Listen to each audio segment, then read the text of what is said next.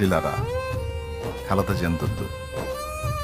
నీకెంతో ఇష్టమైన వారు నీకు దూరం అయిపోతారు. కఠినమైన శ్రమలు, నీకెంతో ఇష్టమైన వాళ్ళు నీకు దూరం అయిపోతారు. నువ్వెంతో ప్రేమించే వాళ్ళు నీకు కనుమరుగైపోతారు. నా అనుకున్న వాళ్ళు నీ మీద ధ్వజం ఎత్తుతారు. లేనిపోని వాడిని నీ మీద నిందా ప్రచారం చేస్తారు. నలుగురిలో నవ్వుల పాలు చేస్తారు. 10 మందిలో ఆరడి పరుస్తారు. అవమానాలకు అప్పగిస్తారు.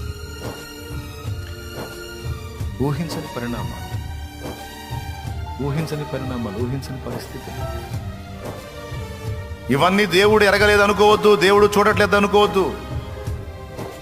దేవుడు మౌనముగా గమనిస్తూ ఉన్నాడు. నీకు జరుగుతున్న అన్యాయం ఆయన చూస్తున్నాడు. నీ మీద వచ్చిన నిందను, దూషణను, ద్వేషాన్ని చూస్తున్నాడు. అందులో నీ నిర్దోషత్వాన్ని చూస్తున్నాడు అండ్ నీ నమ్మకత్వాన్ని కూడా చూస్తున్నాడు.